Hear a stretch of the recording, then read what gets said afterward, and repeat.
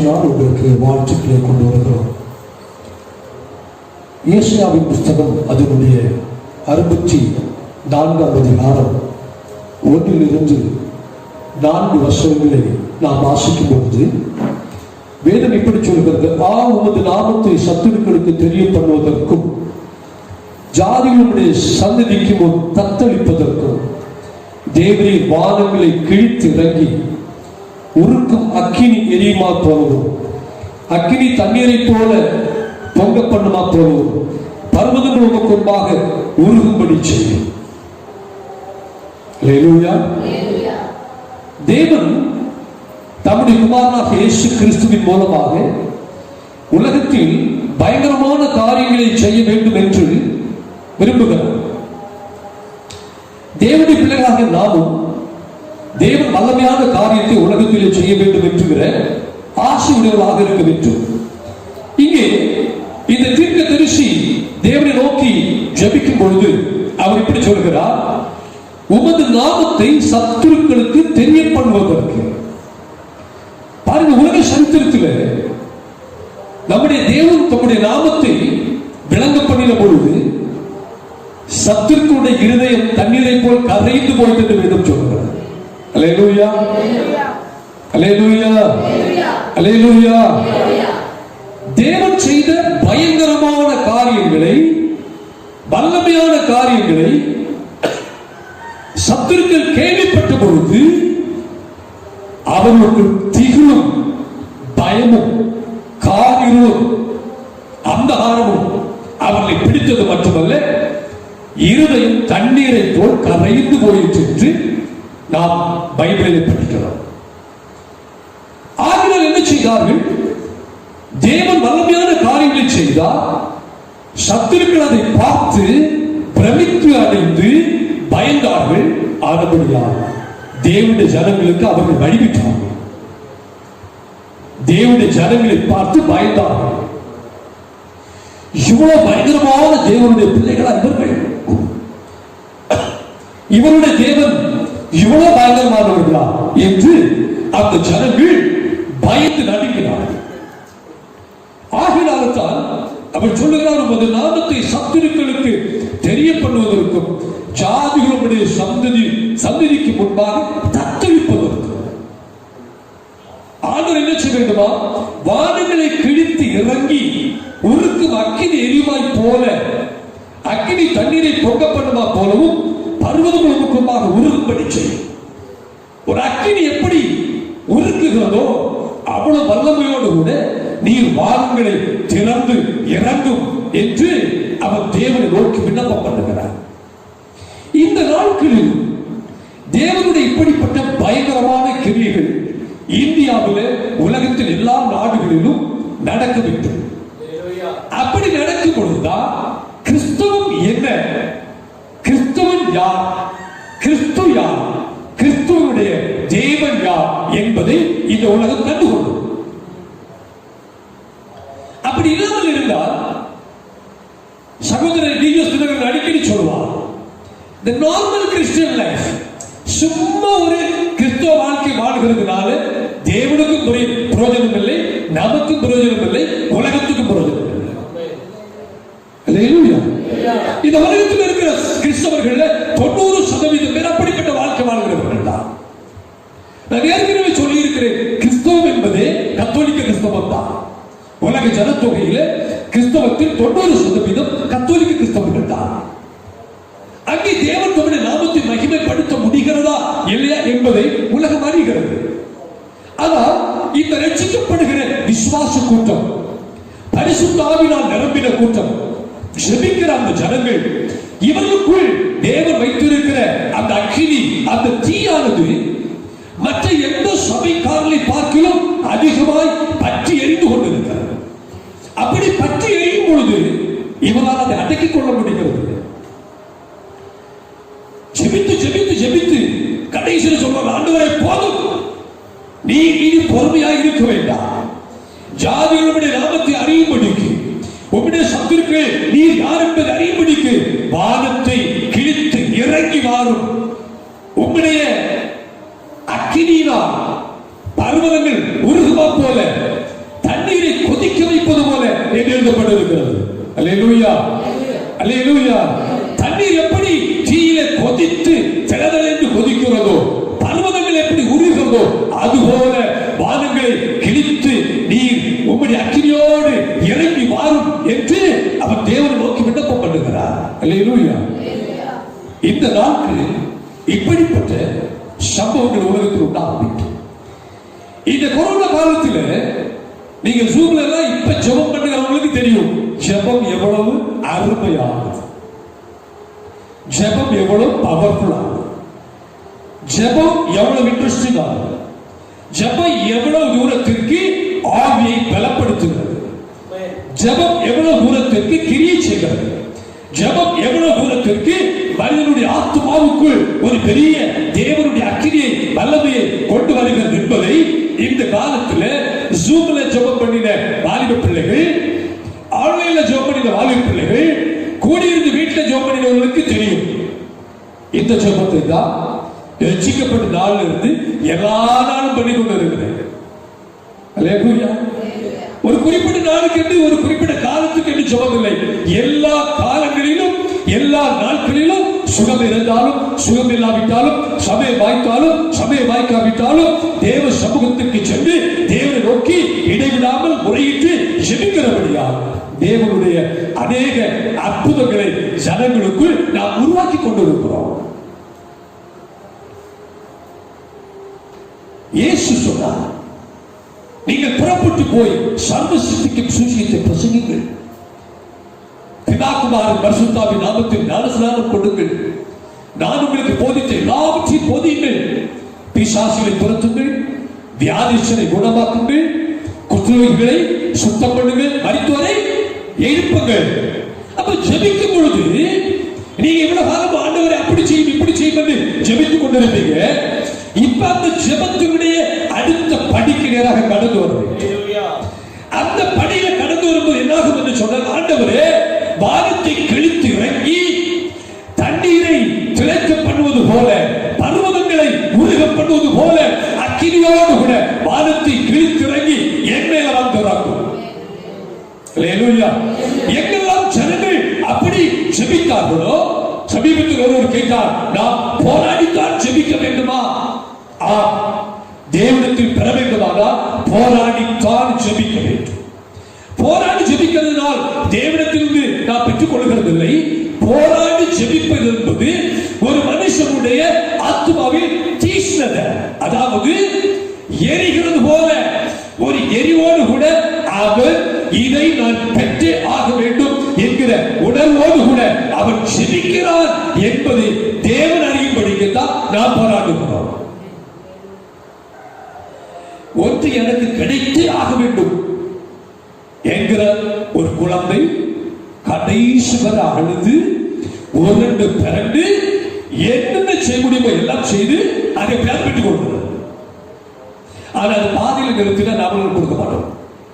இதே போலதான் தேவனே, நீர் இந்த காரியத்தை செய்தால் ஒழிய உண்மை நான் அமர்ந்திருக்க விடமாட்டேன். அல்லேலூயா, அல்லேலூயா. அந்த மாதிரி ஒரு அக்கினி நமக்குள் பற்றி எரியும். அப்படின்னா தேவன் வானங்களை கிழித்து இறங்கி வர வேண்டும். அப்படித்தான் கர்த்தர் பெந்தெகோஸ்தே நாளிலே பரிசுத்த ஆவியை வானத்தை கிழித்து வானத்தை திறந்து அவர் இறங்கி வந்தார். அவர் இப்பொழுது நம்மோடு கூட இருக்கிறார். அவர் பூமியில இருக்கிறார், அவர் சபையில இருக்கிறார், அவர் நமக்குள்ள இருக்கிறார். அல்லேலூயா, அல்லேலூயா. அது நமக்குள்ள பாருங்க ஒரு குறிப்பிட்ட அளவு அக்கினி இருக்கிறது. ஆனா அது கொஞ்சம் இறங்கிட்டு இருக்கு. இப்ப ஒரு பானை நிறைய தண்ணி வைத்து அரிசி போட்டு இருக்குது. இந்த கொஞ்சோண்டு தீயில இந்த சோறு வேகணும் அப்படின்னா பல நாட்கள் ஆகும். இப்ப நாம என்ன பண்ணுகிறோம்? ஒரு விறகின் மேல இன்னொரு விறகு எடுத்து வைக்கிறோம், இன்னொரு விறகு எடுக்கிறோம், அடுப்பு நிறைய விறகு, தீ பானையுடைய 4 பகுதியிலும் அப்படியே எரிகிறது. எப்படி அந்த பாபிலோனில நேபுகாத்நேச்சார் என்கிற மன்னனுடைய நாட்களில் அந்த வாலிபர்களை கோபப்பட்டு தீரை போடும் பொழுது 7 மடங்கு மடங்கு அக்கினியை அவர்கள் அதிகப்படுத்தினார்கள். இவர்களை கொண்டு போய் அக்கினிக்கு போட்டவர்களா கரிந்து செத்துட்டான். அவ்வளவு பயங்கரமான அக்கினி. இதுபோல நம்முடைய ஜெபத்தினுடைய அக்கினியுடைய மகிமை அதிகமாகிக் கொண்டே இருக்க வேண்டும். அப்படி அதிகமாகும் பொழுது என்ன அப்படின்னா ரெண்டு காரியம் நடக்கும். ஒன்று, நமக்குள்ள முழுவதும் ஒரு அக்கினி பற்றி தீர்க்கதரிசி சொல்லுகிறார், என் எலும்புகளில் எல்லாம் அந்த அக்கினி பற்றி இருக்கிறது. என் எலும்புகள் எல்லாம் அந்த அக்கினி பற்றி இருக்கிறது. சரீரம் முழுவதும் அந்த அக்கினி பற்றி இருக்கிறது. இனி அடக்கிக் கொள்ளாதே, சத்தமிட்டு கூப்பிடு, யார் எனக்காக செல்வார் என்று ஆண்டவர் கூப்பிடும் பொழுது யார் அடக்கிக் கொள்ள முடியாத அளவிற்கு அக்கினியை தங்களுக்குள் வைத்திருக்கிறார்களோ அவர்கள் சொல்வார்கள், ஆண்டவரே இதோ நான் இருக்கிறேன் உமக்காக, நான் போகிறேன், நான் உமக்காக சொல்லுகிறேன், நான் வெளியே போய் சுவிசேஷத்தை பிரசங்கம் பண்ணுகிறேன், நான் அற்புதங்களோடும் அடையாளங்களோடும் பலத்த செய்கையோடும் தேவனுடைய வார்த்தையை பிரசங்கிக்க வேண்டும் என்கிற தாகம் யாருக்குள்ளெல்லாம் இருந்ததோ அவர்கள் கடமைக்கு ஜெபிக்கிற ஜெபத்தை செய்யாமல், ஆண்டவரே நீர் வானத்தை கீழ்த்திறங்கி உங்களுடைய அக்கினியினால் என்னை நிரப்பி எப்படி தண்ணீர் கொதிக்கிறதோ, எப்படி பர்வதங்கள் உருகிறதோ அதுபோல என்னை கொதிக்கப்படும், என்னை உருகப்படும் என்று அவர்கள் ஜெபித்தார்கள். தேவன் அவருடைய ஜெபத்திற்கு பதிலை கொடுத்து தேசத்தில் எழுப்புதலை கட்டளையிட்டார். Hallelujah. Hallelujah. Hallelujah. அப்ப ஜெபத்துக்கு டைம் இல்லை. என்ன சொன்னேன்? சத்தமா சொல்லுங்க. சத்தமா சொல்லுங்க. மிக்கல் சூரத்துல ஒரு மனுஷன் இருந்தார், தேவனுடைய மனுஷன். இந்த புத்தகம் எல்லாம் பயங்கரமான புத்தகம். விசுவாசத்தின் அப்போஸ்தலன் என்று சொல்வார். ஒரு பிளம்பர், சாதாரண ஒரு பிளம்பர், ரட்சண சேனை சபையை சேர்ந்தவர், சல்வேஷன் சபையை சேர்ந்தவர். தன்னுடைய மனைவி போய் அபிஷேகம் பெற்று வந்தாங்க. இவர் அதை அபிஷேகத்தை பெற்றார். பெற்றதிலிருந்து பாருங்க, அவர் இரவு பகலும் அந்நிய பாஷை பேசிக்கொண்டே இருப்பார். ஒவ்வொரு 15 நிமிடத்துக்கு ஒரு முறை வேதத்தை திறந்து ஒரு பகுதியை படிப்பார். ஒவ்வொரு 15 நிமிடத்துக்கு ஒரு முறை வேதத்தினுடைய ஒரு பகுதியை அவர் வாசித்து தியானிப்பார். 24 மணி நேரமும் தூங்காமல் இருக்கும் டைமெல்லாம் அந்நிய பாஷை பேசிக்கொண்டே இருப்பார். என்ன ஆயிற்று? அவர் எழுப்பி பயங்கரமான அற்புதங்களை செய்தார். 22 மரித்தோரை எழுப்பினார், மனைவி உட்பட. திரளான மக்கள் தெய்வீக சுகம் பெற்றார்கள். பிசாசு அவரை கண்டவுடனே தெரித்தது, ஓடி போனது. பயங்கரமான அக்கினி பிளம்பாக அவர் வாழ்ந்து ஒரு விசுவாச அப்போஸ்தலனாக உலகத்துக்கு விசுவாசத்தை காண்பித்து அவர் இந்த உலகத்தை விட்டு சென்றாலும் அவர் செய்த கிரியைகள், அவருடைய புத்தகங்கள், அவருடைய போதனைகள் எல்லாம் இன்றும் விசுவாச உபதேசங்களாக உலகத்துக்கு நிலை கொண்டிருக்கிறது. அல்லேலூயா, அல்லேலூயா, அல்லேலூயா, அல்லேலூயா. கொரோனா போறதோட ஜெபம் போயிடக்கூடாது. ஜூம் எல்லா காலத்திலேயும் இருக்கும், நெட் இன்டர்நெட் எல்லா காலத்திலேயும் இருக்கும். கொரோனா போகும்பொழுது ஜெபம் போகக்கூடாது. இனி கொரோனா தீரும் பொழுது இந்த ஜெபத்தை இன்னும் நீங்கள் அதிகமாக்கிக் கொண்டே இருக்க வேண்டும். அல்லேலூயா. உலகத்தின் எல்லா நாடுகளிலும் எழுப்புதல் வந்தது, இந்தியாவில் ஒரு முறை கூட எழுப்புதல் வரல. ஏன்னா இந்திய கிறிஸ்தவம் படிப்பது கிறிஸ்தவம். இந்திய கிறிஸ்தவம் ஒரிஜினல் கிறிஸ்தவம் கிடையாது, டூப்ளிகேட் கிறிஸ்தவம். ஒரிஜினல் கிறிஸ்தவம் எங்கெல்லாம் இருக்கிறதோ அங்கெல்லாம் ஜனங்கள் தேவனை நோக்கி முறையிட்டார்கள்.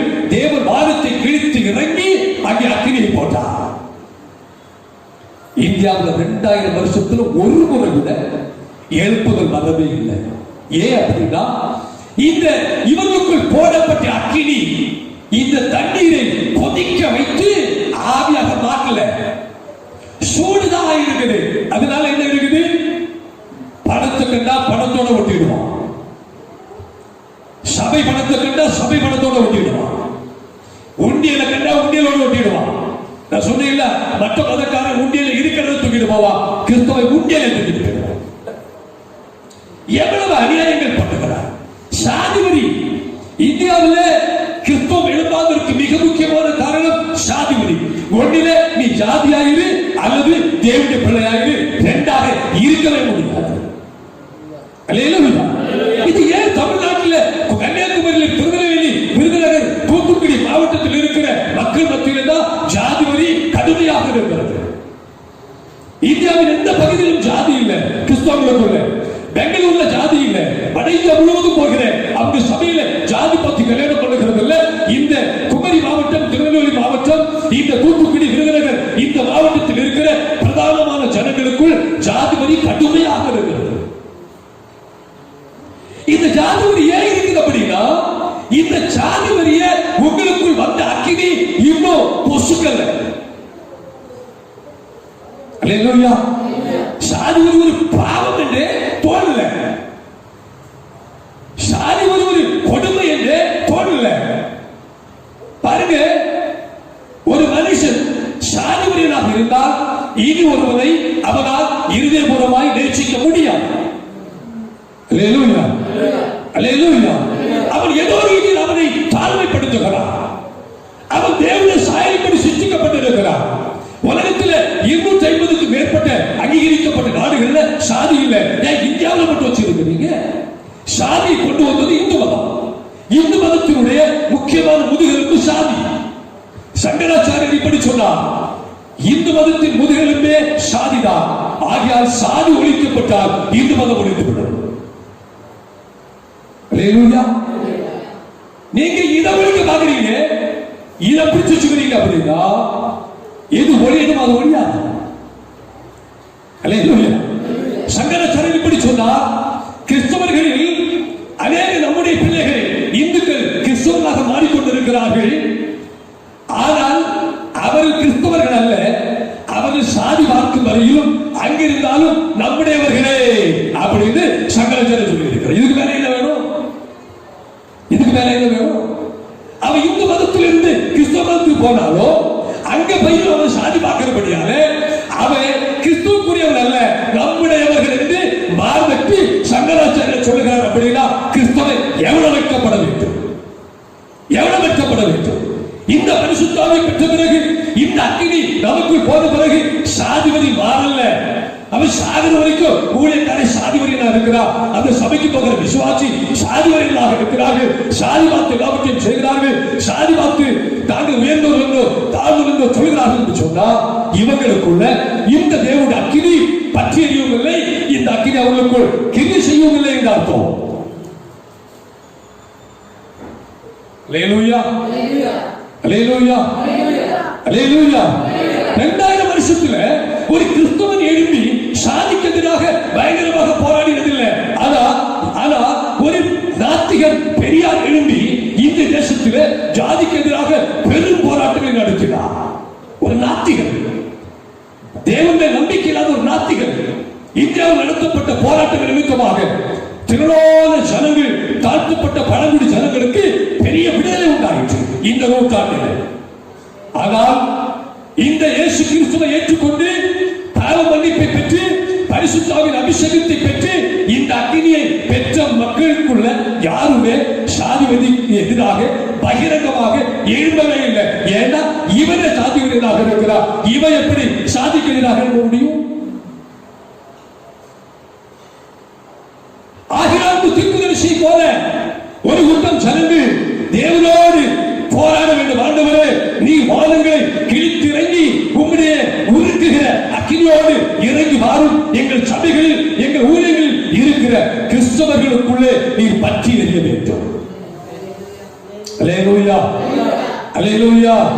சும்மா அபிஷேகம் என்று சொல்லி அந்நிய பாஷை மட்டும் பேசுகிறது நடக்கிற கிறிஸ்தவர்கள் அல்ல, சாட்சால் அன்பை உலகத்துக்கு கொண்டு வருகிறவர்களாக.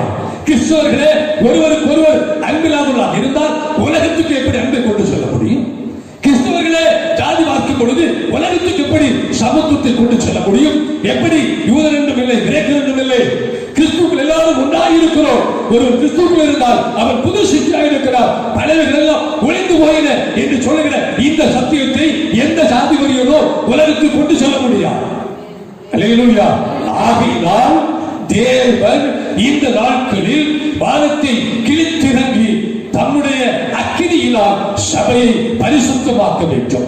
அந்த அக்கினி இறங்கி நிரம்பி வழியும் பொழுது நமக்குள் இருக்கிற எல்லா கபடு, மாய்மானம், கள்ளத்தனம், பொருளாசை, உலக ஆசை, அந்தகார கிரியைகள், மோசமான கிரியைகள், இவர்கள் எல்லாவற்றையும் சுட்டரிக்கிற அந்த தகிப்பிக்கிற அக்கினிதான் தேவனுடைய அக்கினி.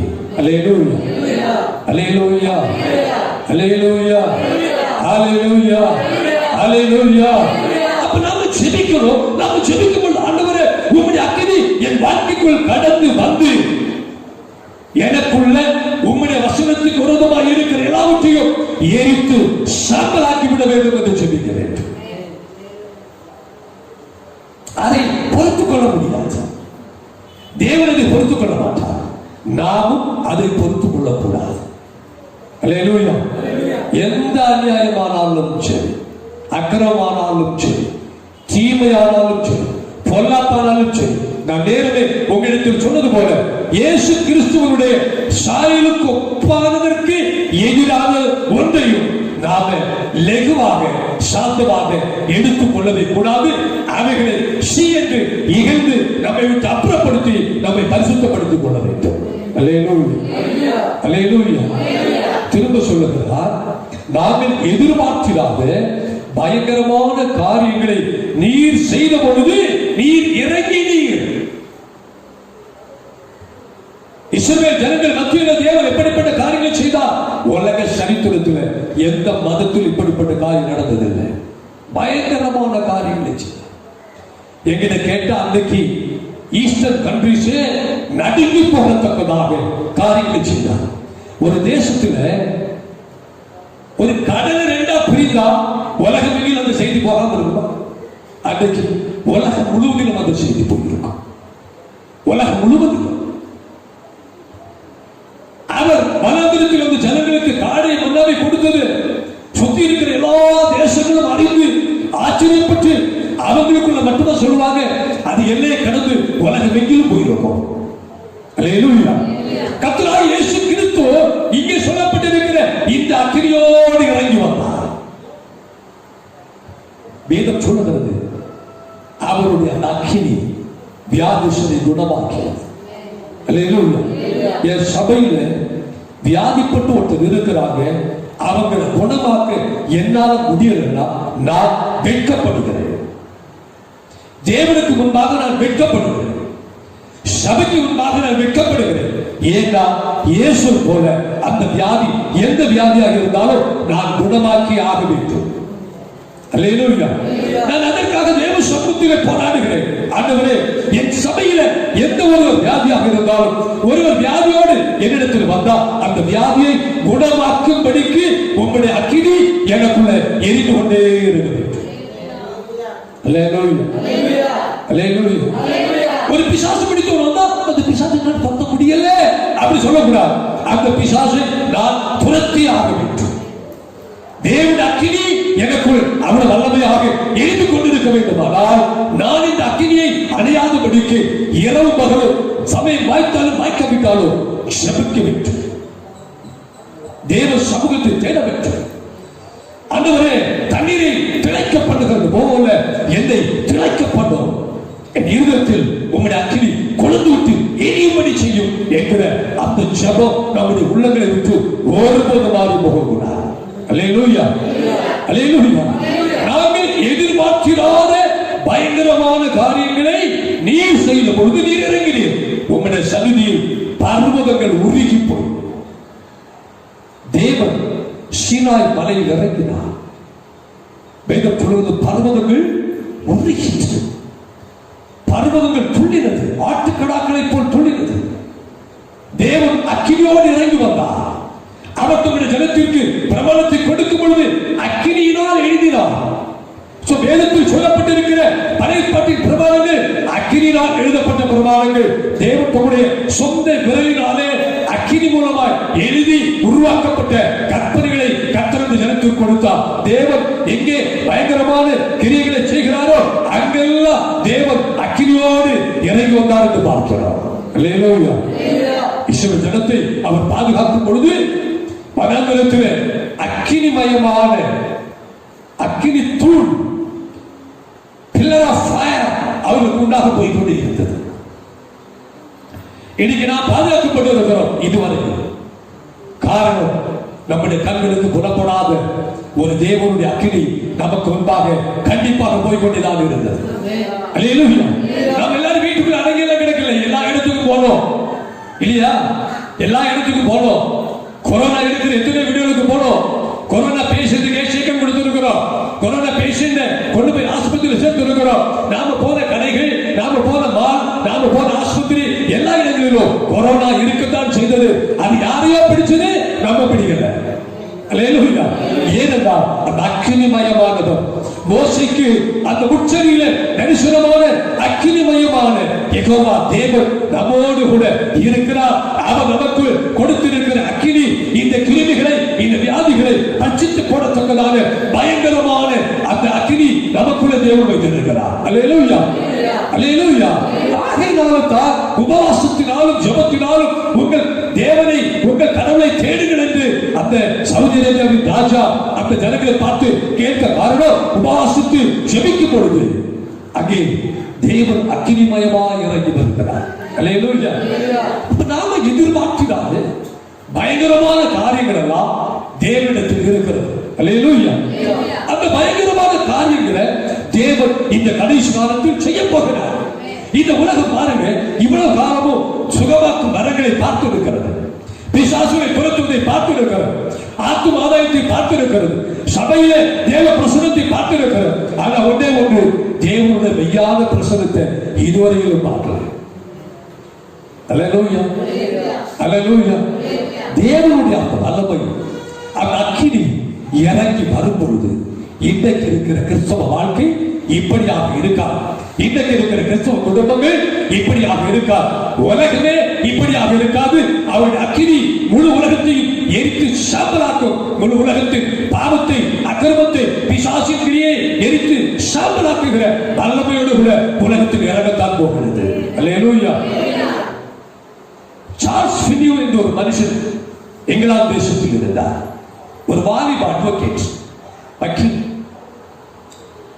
அவர் பிரசங்கத்தை கேட்டு தேவனால் தொடப்பட்டார். ஒரு நாள் சாயங்கால வேளையில ஒரு பயங்கரமான காட்டுக்குள் போனார். அந்த காடுகளுக்குள் போய் முகங்குப்புற விழுந்து, தேவனே உம்முடைய அக்கினி என்னை போட வேண்டும், உம்முடைய அக்கினியினால் என்னை சுத்திகரிக்க வேண்டும் என்று ஜெபித்தார். பல மணி நேரங்கள் தேவ சமூகத்தில் போராடி ஜெபித்தார். கடைசியில தேவன் பயங்கரமான அக்கினியை அந்த மனுஷத்தில் போட்டார். அவர்தான் சார்ல்ஸ் ஃபினி என்கிற பயங்கரமான மனுஷன். இந்த அக்கினி என்ன செய்து தெரியுமா? சார்ல்ஸ் ஃபினி எங்கெல்லாம் போகிறாரோ அவர் போவதற்கு பல மணி நேரங்களுக்கு முன்பதாகவே அந்த பட்டணம் முழுவதும் தேவனுடைய ஆவியானவர் இறங்கி வந்தார். அந்த பட்டணத்தில் உள்ள ஜனங்கள் எல்லாம் இருக்கிற இடங்களிலே, வயலிலே, வீடுகளிலே, ஹோட்டலிலே, தொழிற்சாலைகளிலே முகக்குப்புற விழுந்து ஓ என்று கதறி எழுதார்கள்.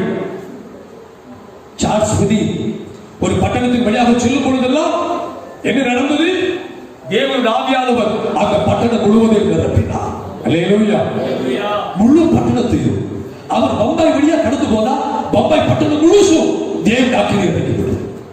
அல்லேலூயா. இவ்வளவு வல்லமை தேவன் நம்முடைய சரீரத்தில் போட முடியும். இவ்வளவு அக்கினியை தேவன் நம்முடைய வாழ்க்கையில் போட முடியும். அப்படிப்பட்ட அக்கினி என் வாழ்க்கையில் எனக்கு வேண்டும் என்று நீங்கள் அதிகமாய் தேவனை தேடி ஆண்டவரிடத்தில் ஜெபிக்க வேண்டும். அல்லேலூயா. சின்ன சின்ன காரியங்களுக்காக ஜெபித்தது ஒரு பக்கத்தில் இருக்கட்டும். இப்ப நாம் எதிர்பார்க்காத பயங்கரமான காரியங்களை தேவன் நம்முடைய வாழ்க்கையில, உலகத்தில, சபையில, நம்முடைய தேசத்தில செய்யும்படிக்கு தேவனே நீர் அப்படிப்பட்ட அக்கினியோடு கூட வானங்களை கிழித்து இறங்கி என்மேல் வந்து இறங்கும், என் சபையில் வந்து இறங்கும் என்று தேவனை நோக்கி விண்ணப்பம் பண்ணுகிற சபையாக, ஜனங்களாக நாம் மாற வேண்டும் என்று தேவன் எதிர்பார்க்கிறார். அது சந்நிதியில் பர்வதங்கள் உருகி போயின. பர்வதமே உருகினா மனுஷன் உருகானா உருக மாட்டானா? எழுப்பலின் காலங்கள் எல்லாம் நடந்த சம்பவங்கள் என்ன? ஜனங்கள் நிலத்தில் விழுந்து நெஞ்சில் இடிச்சு அழுதாங்களா, என் பாவங்களை மன்னியும் தேவனே, நான் பாவி, நான் அதமானே என்று ஜனங்கள் கதறி கதறி அழுதார்களா? அதற்கு பேருதான் தேவனுடைய அக்கினியால் வருகிற எழுப்புதல். அல்லேலூயா. அடுத்த வசனம் தான் பயங்கரமான வசனம். 4வது வசனத்தில் தேவன் இப்படி சொல்கிறார், தேவனே உமக்கு காத்திருக்கிறவர்களுக்கு நீர் செய்பவைகளை நீரே அல்லாமல் உலக தோற்றம் முதற்கொண்டு ஒருவரும் கேட்டதும் இல்லை, செவியால் உணர்ந்ததும் இல்லை, அவைகளை கண்டதும் இல்லை. பாருங்க, யாரு காத்திருக்கிறவர்கள்? கர்த்தருக்கு காத்திருக்கிறவர்களுக்கு தேவன் செய்பவைகளை உலக தோற்றம் முதல் ஒருவரும் கேட்டதும் இல்லை, அனுப்புவதும் இல்லை. அல்லேலூயா, அல்லேலூயா. இவ்வளவு பயங்கரமான காரியங்களை தேவன் நம்முடைய வாழ்க்கையில செய்ய வேண்டுமானால் நாம் ஒரே ஒரு காரியத்தை செய்யணும். என்ன காரியம் அப்படின்னா, தேவனுடைய சமூகத்தில் அவருக்காக காத்திருக்கணும். ஆமென், ஆமென். அவருடைய அக்கினி வரும் வரையிலும் காத்து. ஒரு பானையில தண்ணி வைக்கிறோம், அதுல அபிஷேகம் போடுகிறோம். அந்த தண்ணீர் கொதிக்கிறது வரை அந்த பானையும் தண்ணீரும் அரிசி காத்திருக்குதா இல்லையா? அந்த அரிசி வெந்து ஃபுல்லாக வேகிறது வரையிலும் அவைகள் பொறுமையாய் அந்த பானைக்குள்ள காத்திருக்கிறது போல அறைக்குள்ள அடங்கி இருந்து இடைவிடாமல் தேவனை தேடி அந்த அக்கினி நம்முடைய சமூகத்தில் இறங்கும் பொழுது நம்முடைய பாவங்கள் அக்கிரமங்கள் மட்டுமல்ல, வியாதிகள், பலகீனங்கள், நம்முடைய வயதான தோற்றம் எல்லாவற்றையும் எரித்து சாம்பலாக்கி நம்மை இளைஞர்களை போல ஆக்கிவிடும். அல்லேலூயா, அல்லேலூயா, அல்லேலூயா. மனுக்குலம் அறிந்திராத, கேள்விப்பட்டிராத பயங்கரமான அற்புதங்களை தேவன் இந்தியாவிலே செய்யும் நாட்கள் வருகிறது. இன்றைக்கு பைபிளை விமர்சிக்கிறவர்கள், இன்றைக்கு கிறிஸ்தவத்தை விமர்சிக்கிறவர்கள், இதுவும் ஒரு மதம் என்று சொல்லுறவர்கள் பிளந்தடிப்பார். அவனால பேச முடியாது. ஏனென்றால் அவன் கண்களுக்கு முன்பே ஒரு மரித்தோரை, ஒரு தேவனுடைய பிள்ளை உயிரோடு எழுப்புவார். அல்லேலூயா. கிராமங்கள் தோறும் மரித்தோரை எழுப்புகிற வாலிபர்கள், பிள்ளைகள், ஊழியர்கள், விசுவாசிகள், பெண்கள் என்று கிளம்பி செல்வார்கள். வியாதிஸ்தர் எங்க இருக்கிறார்கள் தேடி போய் சுகமாக்குற அபிஷேகம் பெற்றவர்கள் எழுப்புகிற நாட்கள் இந்தியாவில் வரப்போகிறது. அல்லேலூயா, அல்லேலூயா. ஆகினால் கிறிஸ்துவத்தை அசைக்க முடியாது, கிறிஸ்துவை அசைக்க முடியாது. இயேசு கிறிஸ்து உயிர் தெழுந்த தேவனுடைய குமாரன், கிறிஸ்தவம் உயிர் தெழுந்த இயேசுவுக்கு சொந்தமானபடியினால் ஆண்டவர் அந்த அக்கினியை சீக்கிரமாய் நம்முடைய சத்துருக்கள் அதை காணும்படிக்கு தேசத்தில் போடும்படிக்கு நாம் தேவ சமூகத்தில் இருந்து தேவனை, என் தேவனே, வானங்களை கிழித்து உம்முடைய உருக்குகிற அக்கினியோடு கூட இறங்கி வாரும் என்று தேவனுடைய பிள்ளைகள் ஆண்டவரை நோக்கி இடை விடாமல் செல்ல வேண்டும். அல்லேலூயா, அல்லேலூயா. இந்த அக்கினி நமக்குள்ள வந்தா பாருங்க, நம்ம மொபைல் போனு, நம்ம லேப்டாப், நம்ம டேப் எல்லாம் எங்கேயோ கிடக்கும். அல்லேலூயா. அது அருவருப்பாய் தோன்றும். தேவையில்லாத 1000 சமாச்சாரங்களை மாத்தி மாத்தி மாத்தி மாத்தி மாத்தி பார்த்து இரவு மகளோ ஒரு கங்காரு தன் குட்டியை தன் வயிற்றிலே வைத்துக் கொண்டு துள்ளி துள்ளி செல்வது போல ஒரு மொபைல் போன எப்போதும் கையிலையும் கச்சத்திலையும் இடுக்கிக் கொண்டே நடக்கிற நிலைமை நம்ம விட்டு பறந்து போயிடும். அல்லேலூயா. நாம் மாம்சத்தில் இருக்கிறபடியா இந்த மாம்சம் நமக்கு தேவை. நம்ம ஆவியில வரும் பொழுது ஆவி இதெல்லாத்தையும் எரித்து சுக்குநூறாக்கி போடும். அல்லேலூயா. நான் விசுவாசிக்கிறேன், சரியான அக்கினி இறங்கி வந்தா மொபைல் போன் எடுக்கும் போது மொபைல் போன் அதோட எரிச்சு சாம்பலா போடும். அல்லேலூயா, அல்லேலூயா. மொபைல் போன்ல எலக்ட்ரிக் கரண்ட் ஷாக் அடித்தது போல என்னுடைய மொபைல் கன்னியாகுமரி கடல்ல தண்ணிக்குள்ள விழுந்தது. லைட் போட்டு ஒரு நண்டு பிடிப்பதற்காக என் மகன் இறங்கி பாறைக்கடியில போன பொழுது நான் வெளிச்சம் காட்டுவதற்காக மொபைல் போன்ல லைட் போட்டுட்டு அப்படியே போன பாருங்க, அது கை தவறி நேர தண்ணிக்குள்ள விழுந்து நான் பார்த்துட்டே இருக்கிறேன். தண்ணிக்குள்ள விழவும் அது சுவிட்ச் ஆஃப் ஆனது. இன்றைக்கு வரையிலும் 7 மாசமா அது திரும்ப உயிர் வரவே இல்லை. அது செத்ததுதான். அல்லேலூயா. அப்ப இந்த உப்பு தண்ணிக்கு இவ்வளவு பவர் இருக்குமானா அந்த ஜீவ தண்ணீருக்கு, அந்த ஜீவ நதிக்கு, அந்த பரிசுத்தாவி அக்கினிக்கு எவ்வளவு பவர் இருக்கும். அது எல்லாத்தையும் சுட்டரித்து விடும். அல்லேலூயா, அல்லேலூயா, அல்லேலூயா. பாருங்க, நாம இந்த சின்ன சின்ன நச்சா காரியங்களை மாற்றுவதற்காக பிள்ளைங்களை சொல்லிட்டே இருப்போம், அது கேட்காது. ஆனா ஆண்டவர் உங்களுடைய அக்கினி போடும் அப்படின்னு ஜெபித்து ஆண்டோட அக்கினியை போட்டா தானாகவே இதெல்லாம் ஓடி போயிடும். அல்லேலூயா, அல்லேலூயா. பாருங்க, நாம குளிர்ந்து போகும் பொழுது சினிமா நமக்கு சுவாரஸ்யமா இருக்கும். நாம குளிர்ந்து போகும்போது சினிமா பாட்டு நமக்கு சுவாரஸ்யமா இருக்கும். நாம குளிர்ந்து போகும் பொழுது சீரியல் நமக்கு சுவாரஸ்யமா இருக்கும். நாம குளிர்ந்து போகும் பொழுது உலகம் நமக்கு சுவாரஸ்யமா இருக்கும். ஆனா நாம அக்கினியை பெறும் பொழுது இந்த ஈக்கள் எல்லாம் பறந்து போயிடும். அல்லேலூயா, அல்லேலூயா, அல்லேலூயா. நேற்று தினத்தில் நான் அப்படியே சிந்தித்துக் கொண்டிருந்தேன்.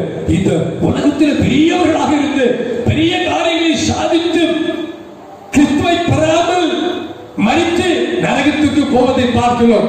ஒன்றுமே சாதிக்காவிட்டாலும் இயேசு கிறிஸ்துவை பெற்றுக்கொண்டு நித்திய ஜீவனுக்குள் பிரவேசிக்கிறவன் பாக்கியவான். அல்லேலூயா, அல்லேலூயா, அல்லேலூயா, அல்லேலூயா. உலகத்தில் யாருக்கும் ஒண்ணே தெரியாது. நீ செத்தாவன கூட மாறு அடிக்க யாரும் இல்ல. கியூல நின்று உனக்கு அஞ்சலி செலுத்த யாரும் இருக்க மாட்டாங்க. ஆனா நீ மரித்து நித்திய ஜீவனுக்குள் கடந்து போவது உலகத்திலே மிகப்பெரிய அற்புதம், மிகப்பெரிய பாக்கியம். அல்லேலூயா, அல்லேலூயா. அந்த பாக்கியத்தை இயேசு கிறிஸ்து தம்முடைய அக்கினியால் இந்த உலகத்துக்கு கொண்டு வந்தார். அல்லேலூயா. இயேசுவே ஒரு அக்கினி, தேவன் ஒரு அக்கினி, பரிசுத்த ஆவி ஒரு அக்கினி. அவருடைய சபை உருவான பொழுது அங்கே அக்கினி ஊற்றப்பட்டு அக்கினியிலே உருவான சபை தேவனுடைய சபை. அல்லேலூயா. அவருடைய சீஷர்கள் அக்கினியாக இருந்தார்கள். இந்த அக்கினியை பெற்றுக்கொண்டு எங்கும் அக்கினியை சுமந்து சென்றார்கள். அந்த அக்கினி இன்னும் எரிந்து கொண்டிருக்கிறது. அப்படிப்பட்ட அக்கினி பிளம்பாக நாம் எழுப்பும் வரையிலும் ஓ தேவனே, தேவனே, நீ வானங்களை கிழிச்சிறங்கி உம்முடைய உருக்குகிற அக்கினியோடு கூட இறங்கி வந்தால் நலமாக இருக்கும் என்று ஜெபிக்கிற ஜனமாக நாம் மாறுவோமாக. அல்லேலூயா, அல்லேலூயா. உங்கள் சபையை பாருங்க, கர்த்தருக்கு காத்திருக்கிறவர்களுக்கு தேவன் செய்கிறத கண்டதும் இல்ல, செவி யார் உணர்ந்ததும் இல்ல, அவங்க சிந்தித்ததே இல்லை. அப்படின்னா நாம ஏன் அந்த காரியத்தை செய்யக்கூடாது? நாம ஏன் தேவ சமூகத்தில் காத்திருக்க கூடாது? அப்படியானா உன் வாழ்க்கை மூலமா தேவன் பயங்கரமான கிரியைகளை செய்வார்கள். கர்த்தருக்கு காத்திருப்பது மிகப்பெரிய சிலாக்கியம். கர்த்தருக்கு காத்திருக்கிறவர்கள் புது பலன் அடைத்து கழுகுகளை போல் சட்டைகள் அடித்து உயரத்தில் பறந்தார்கள். அல்லேலூயா, அல்லேலூயா. கர்த்தருக்கு காத்திருக்கிறவர்கள் புது பலன் அடைவது மட்டுமல்ல, இந்த பெரிய அக்கினியை தங்கள் வாழ்க்கையில் பெற்றுக் கொள்வார்கள். அதை பெற்றுக் கொள்ளும்படி தேவன் நம்முடைய வாழ்க்கையில கிரியை செய்வாராக.